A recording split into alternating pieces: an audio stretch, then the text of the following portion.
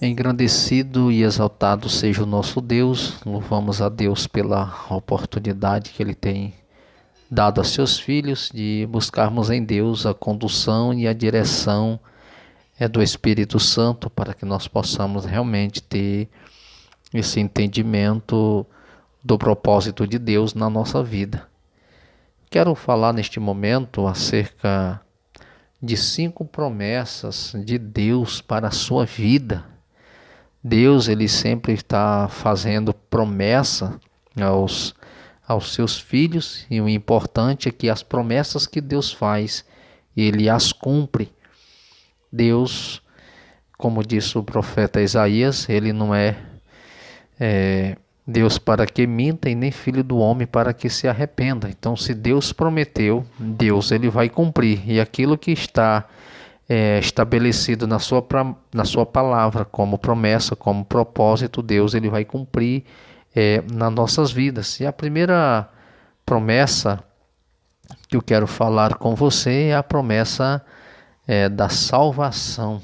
Deus ele tem muitas promessas boas para a sua vida e é sempre nós observarmos que dentro desse propósito que Deus ele tem estabelecido, há a promessa da salvação. 1 João 2:25, esta é a promessa que ele nos fez, a vida eterna. Então a salvação na pessoa bendita de Jesus Cristo, ele tem nos dado, feito esta promessa, e a Bíblia nos diz que na plenitude dos tempos, Jesus ele se manifestou aos homens, e todos conhecemos essa história, que Jesus ele veio para resgatar esse homem que estava perdido. O próprio Jesus, por algumas vezes, fez declarações dizendo: porque o Filho do Homem veio buscar e salvar o que se havia perdido. O homem estava realmente sem Deus, sem salvação, e Jesus lá na cruz, ele nos deu vida e vida em abundância. E a segunda promessa que ele faz é a promessa de uma vida plena com Deus. Mediante uma decisão que tomamos diante do Senhor, nós temos paz com Deus, vida plena em Cristo Jesus. Observe que João 10:10, ali é conhecido como a tríade de Satanás, que João diz que o ladrão vem apenas para roubar, matar e destruir. E diz: e eu vim para que tenham vida e a tenham plenamente. Jesus faz uma declaração e João escreve que diz: o ladrão ele veio para matar, roubar e destruir. Mas a proposta de Jesus é totalmente diferente. Jesus disse: e eu vim para que tenham vida e tenham vida plena. Vocês tenham vida abundante na presença do meu Pai. A vida que vocês terão em Deus é uma vida de abundância, de graça, de alegria, de paz, de entendimento, uma vida plena com Deus. Todas as suas faculdades mentais, psicológicas funcionarão bem, porque o nosso Deus é um Deus que trabalha de forma completa. Deus não trabalha por metade. Deus ele age de uma forma completa na vida do homem. Deus não deixa a obra inacabada. É por isso que temos em Deus uma vida plena com o Senhor Jesus. Essa é a segunda promessa que ele nos faz. Deus ele não promete uma vida fácil, mas ele promete uma vida boa. Ele vai desenvolver ele vai realmente devolver o que o inimigo roubou, é ressuscitar o que foi morto, é restaurar o que foi destruído em sua vida. Observa que o que Deus promete, Ele não está prometendo para ninguém uma vida de facilidade, mas o que Deus promete é uma vida boa. Por quê? Porque Ele vai devolver aquilo que foi roubado.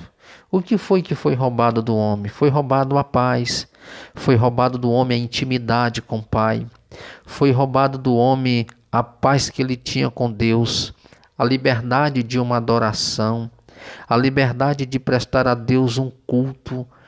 Foi tirado desse homem o privilégio de uma boa companhia com Deus. Mas Deus agora, em Cristo Jesus, Ele devolve isso ao homem. Então todos aqueles que buscam a Deus e depositam em Deus a sua confiança, Deus Ele devolve, Deus Ele restitui, Ele restaura.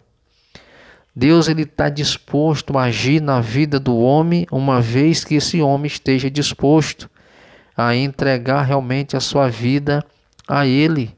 E observe claramente que essa vida plena com Deus, ela proporciona isso realmente. É você desfrutar daquilo que um dia foi tirado de você. Não uma vida de facilidade, mas uma vida boa. Porque a própria palavra de Deus, ela deixa-nos bem claro que aqui nesta vida, nós colheremos 100 vezes mais. E por fim, a vida eterna, que é vida plena com Deus. Creia em Cristo Jesus, que a sua vida será restaurada. Aquilo que foi destruído, Deus está dando a oportunidade de nós recuperarmos isso de volta.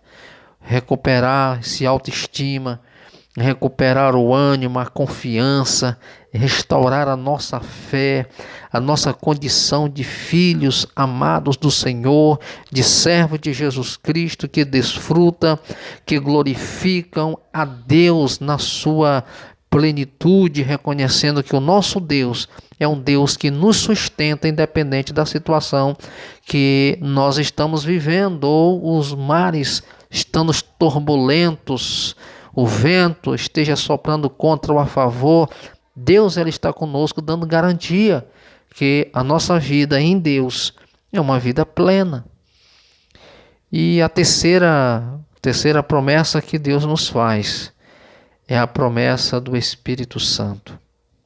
Observe que desde Joel, capítulo 2, versículo 28, há uma promessa de Deus sobre a descida do Espírito Santo. Nós olhamos em Atos, capítulo 2, ali a promessa se cumprindo. O Espírito Santo, ele mora dentro de nós. Observe que há essa promessa de Deus para nós. Jesus, em Lucas, capítulo 11, versículo 13, Jesus ele faz ali um contrasta com a personalidade humana e a vontade de Deus, quando ele fala: se vocês, apesar de serem maus, sabem dar boas coisas aos seus filhos, quanto mais o Pai que está nos céus dará o Espírito Santo a quem pedir. Jesus está mostrando claramente que nós, sendo pessoas más, no sentido de nós nem sempre estamos dispostos a fazer coisas boas, talvez pensamentos ruins. Ele diz: mas naquilo que se diz respeito aos vossos filhos, vocês sabem dar boas dádivas a eles. Vocês oferecem coisas boas a ele, mesmo estando no estado que vocês estão. No estado de pecaminosidade, transgressões, a condição de vocês não é boa, é ruim diante de Deus, mas mesmo assim, vocês querem dar boas coisas aos nossos filhos. E um exemplo clássico disso é que às vezes pais tomam decisões erradas, estão sofrendo consequências dos seus próprios erros, mas eles não querem que os filhos passem por situações semelhantes. Por exemplo, se um pai é alcoólatra, ele não quer que o filho seja. Se o pai tem aquela... mexe em algo que não é seu, rouba, ele não quer que o seu filho seja uma pessoa de uma má índole, mau caráter. Ele não quer. Ele quer que o filho seja honesto. Ele quer que o filho seja bom. E Jesus diz, olha, vocês sendo mal, vocês sabem dar boas dádivas aos vossos filhos. E ele fala assim, quanto mais o meu Pai, quanto mais o vosso Pai que está nos céus, dará o Espírito Santo a quem pedir. O que Jesus está dizendo, se vocês na situação que estão, na condição que estão, vocês sendo maus, vocês dão boas dádivas aos vossos filhos, quanto mais o vosso Pai. Só faltou Jesus parafrasear e dizer, quanto mais o vosso Pai que é bom. Vocês pedindo a Ele o Espírito Santo, Ele vos dará.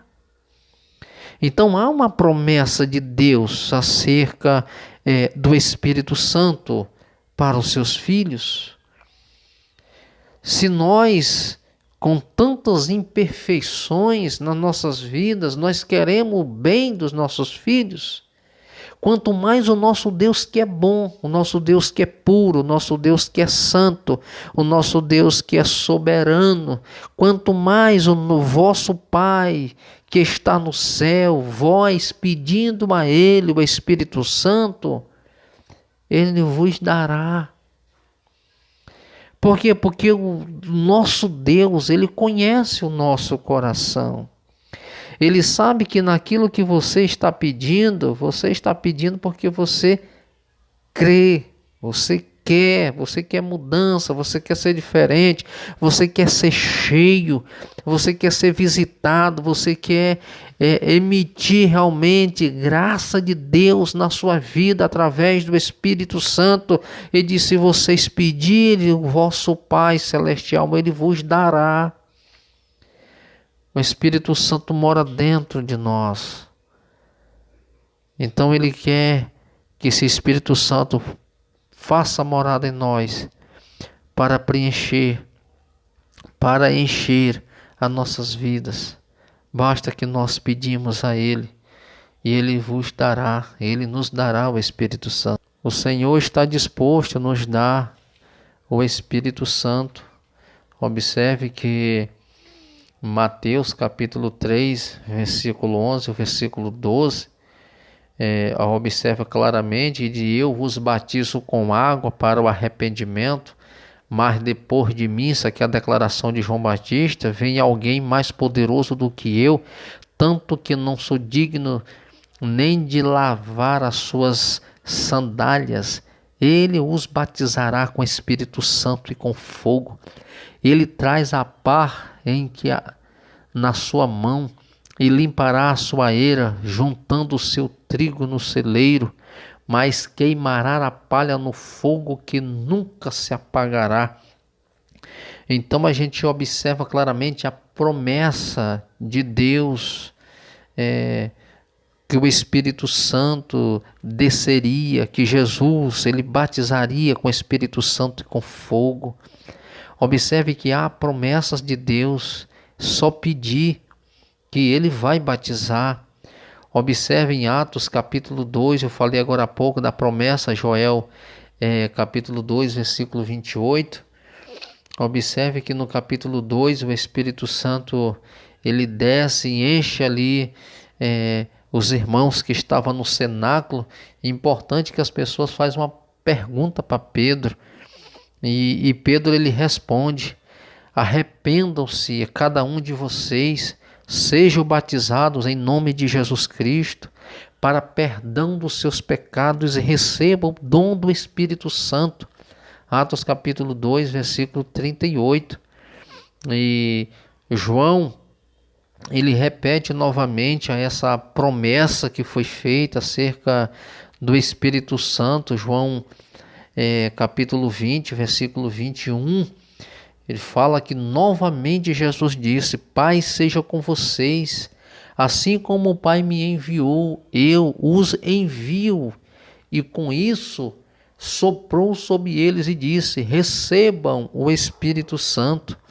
Observe que assim como Deus enviou Jesus, Jesus estava enviando eles e soprou sobre os seus discípulos o Espírito Santo. E uma das coisas que me chama a atenção é o Espírito Santo, ele dá ousadia àqueles que ministram a palavra de Deus, os servos do Senhor. Atos dos Apóstolos, a gente observa no capítulo 4, versículo 31, e diz assim: depois de orarem, tremeu o lugar em que estavam reunidos, todos ficaram cheios do Espírito Santo e anunciavam corajosamente a palavra de Deus. Observe que o Espírito Santo, ele enche essas pessoas de ousadia, de coragem, de intrepidez. E eles falavam, anunciavam corajosamente a palavra de Deus.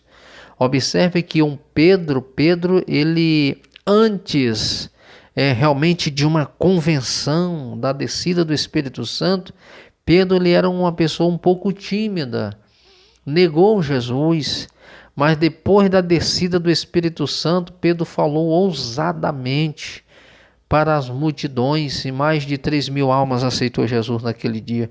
Então observe que o Espírito Santo ele enche-nos de ousadia para pregarmos o Evangelho de Jesus Cristo. Observe Atos capítulo 19, versículo 6, quando Paulo lhes impôs as mãos, veio sobre eles o Espírito Santo e começaram a falar em línguas e profetizar. Olha a ação do Espírito Santo, uma promessa de Deus que é feita, que o Espírito Santo ele desceria sobre os filhos do Senhor. Então aqui Paulo ele põe as mãos sobre aqueles homens e o Espírito Santo veio sobre eles. Eles começaram a falar em línguas e profetizar. 1 Coríntios 12, 13, pois é um só corpo, todos nós fomos batizados em um único Espírito, quer judeus, quer gregos, quer escravo, quer livre, e todos nós foi dado de beber de um único Espírito. Que coisa maravilhosa! Paulo fazendo declaração aos irmãos que estavam em Corinto, e Paulo escrevendo os irmãos que estavam na Galácia, ele diz: pois os que em Cristo foram batizados, de Cristo se revestiram. Em Cristo foram batizados. E interessante que de Cristo se revestiram. Se formos batizados em Cristo, de Cristo nós somos revestidos de autoridade. É uma coisa que está muito intrínseca na vida do cristão.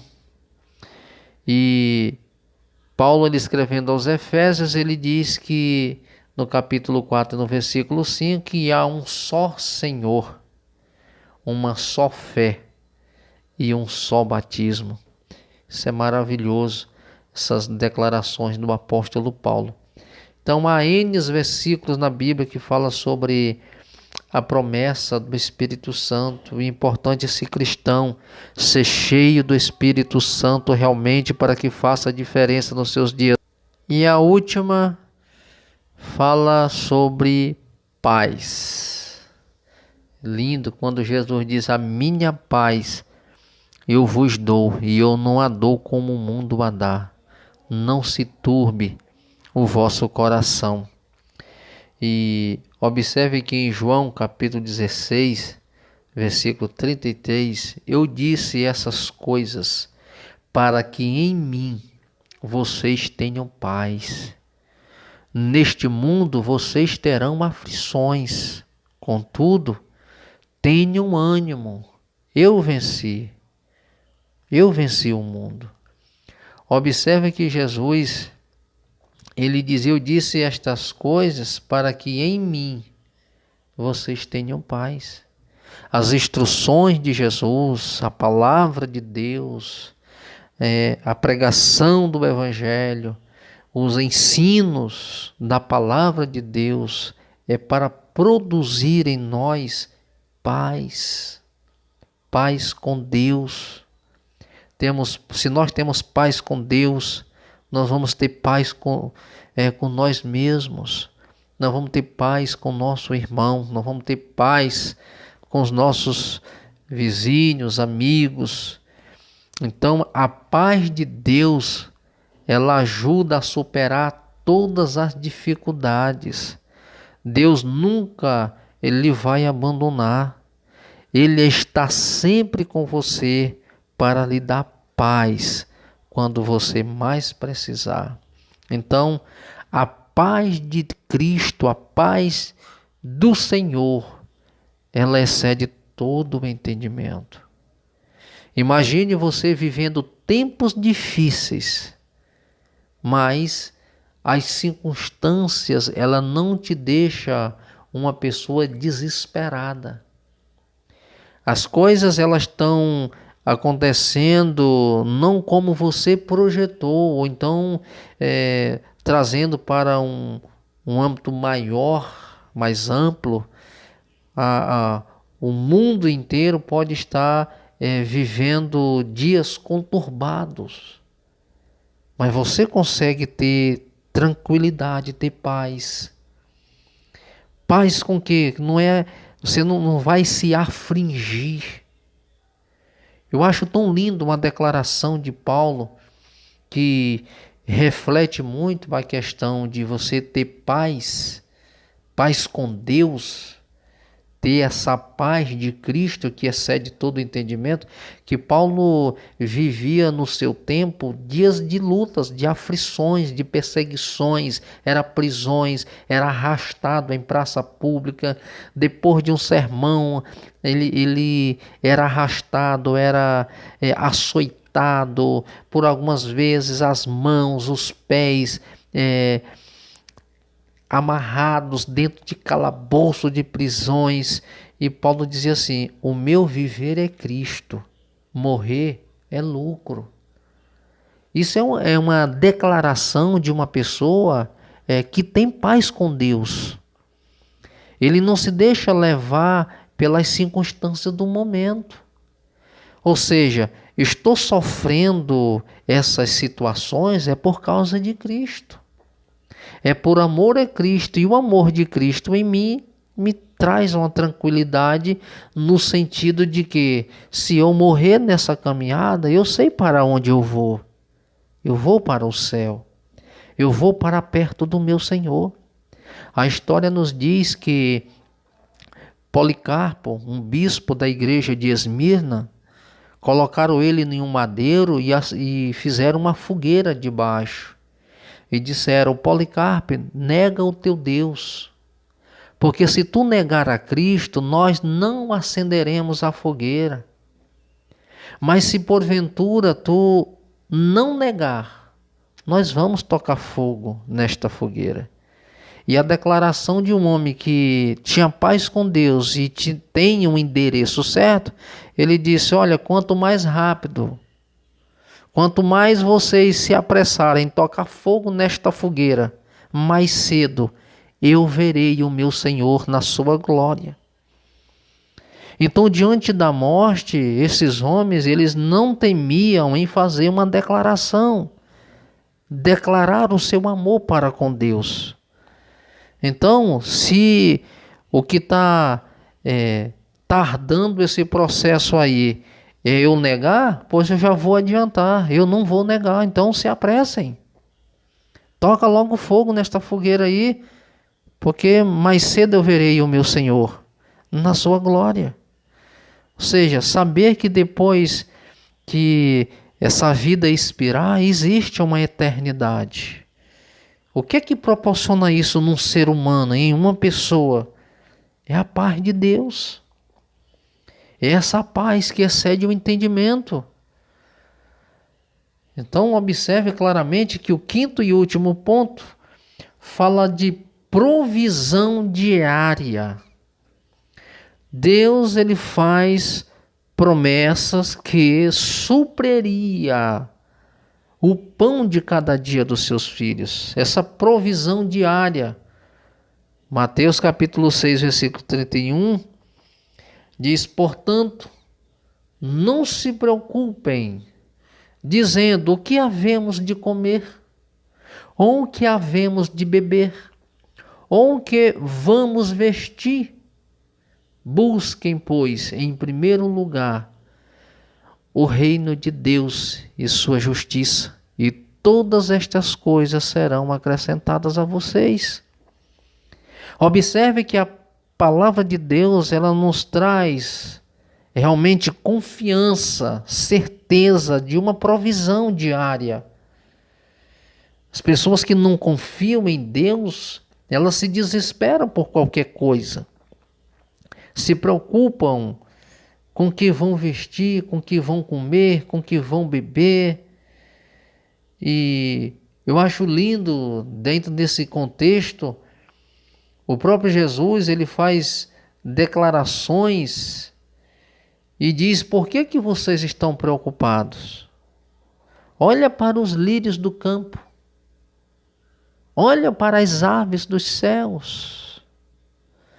Elas não semeiam, elas não plantam, elas não guardam em celeiros, mas o vosso Pai cuida delas.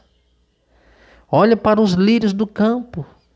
Hoje estão verdes, amanhã elas estão secas, mas é o vosso Pai que sustenta. Jesus está olhando ali para as planícies da Palestina.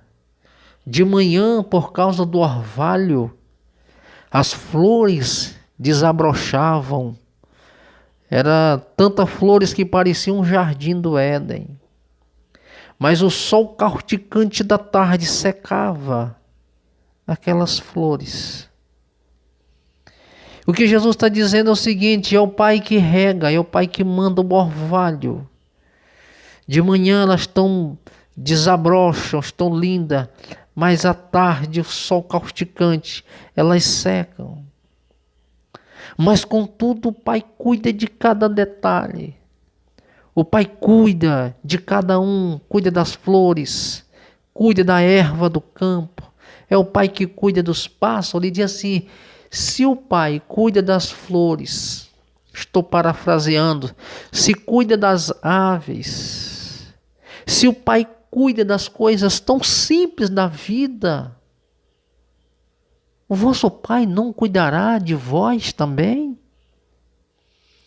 Então essa é uma reflexão para nós. Se o Pai cuida das coisas mais simples, o Pai não cuidará dos seus filhos, que o invocam o seu nome, que o adoram, que cultuam Ele, que decidiu andar com Ele, viver para Ele, estar realmente com as suas vidas no altar do Senhor. E Jesus, ele deixa um princípio importante, uma declaração extraordinária. Vocês que estão preocupados com o que comer, com o que vestir, com o que calçar, o próprio Jesus diz: busque, pois, em primeiro lugar o reino de Deus e a sua justiça, e todas estas coisas serão acrescentadas a vocês. O que Jesus está declarando é o seguinte: se vocês se preocuparem com aquilo que é do reino, aquilo que é essencial para a vida de vocês, o Pai também vai providenciar. O grande problema é que a gente está preocupado com o que comer, a gente está preocupado com o que vestir, a gente está preocupado com um carro novo, a gente está preocupado com a casa nova, e a gente está preocupado com tantas essas coisas, e isso nos consome consome o nosso tempo, tira o tempo da família, tira o tempo de passear com os filhos, tira o tempo do esposo para com a esposa, da esposa para com o esposo, e isso gera um consumismo desacerbado. Algo sem controle, daqui a pouco é pai estressado, é filho estressado, é esposa estressada, e daqui a pouco ninguém se entende mais, porque está todo mundo em busca de algo que lhe satisfaz. E quando você fixa a sua mente nestas coisas, a visão nestas coisas, e deixa Deus para depois, então tudo dá errado. E o que Jesus está mostrando é o seguinte: se vocês se preocuparem em primeiro lugar, buscar o meu reino, eu sou Deus de toda provisão. Eu vou prover coisas imagináveis que você vai ser surpreendido. Você vai dizer: eu projetei uma coisa, mas aconteceu outra diferente, maior e melhor. O grande questão é que a gente não acredita, muitos não acreditam nisso. Muitos acreditam o seguinte: eu não posso deixar os meus afazeres para me envolver com coisas que eu não confio. E a ordem de Jesus aqui não é que você largue os seus afazeres, mas ele está falando que ele quer exclusividade da sua vida. Ele quer participar da sua vida no todo. Como é que vai a sua vida? Como é que estão os seus negócios? Que tipo de negócio você está fazendo? Como é a sua relação com os seus patrões? Como é a sua relação com as pessoas que depositam em você confiança? Jesus, ele quer participar, ele quer exclusividade da nossa vida. Quer ver um exemplo disso? Colossenses capítulo 3, versículo 17. Paulo, ele faz uma declaração de exclusividade, diz assim: tudo que for fazerdes, por obra ou por palavra, faça-o em nome de Jesus e dando ele graças a Deus. Então essa é a exclusividade, buscar em primeiro lugar o meu reino, ou seja, eu quero exclusividade da sua vida. Que tal você começar o dia dando graças a Deus e agradecendo pela noite de sono que Ele te deu? Que tal você chegar em casa do trabalho e dizer: Senhor, muito obrigado por eu ter chegado na minha casa e pelo um dia de trabalho que o Senhor me deu. Dar a Deus o que é de Deus. Foi isso que interrogaram a Jesus acerca do que era de Deus e do que era do Estado. E Jesus, pegando uma moeda, diz: de quem é essa infringe? De César. Por dar a César o que é de César e a Deus o que é de Deus. Porque muitas vezes estamos dando a César o que é de César e Deus não ganha nada, porque no nosso tempo não está sobrando mais para Deus. Não tem mais tempo de agradecer. Não tem um tempo de ir à casa de Deus, de prestar a Deus um culto. E Deus tem abençoado em todas as nossas áreas da nossa vida. Queridos, que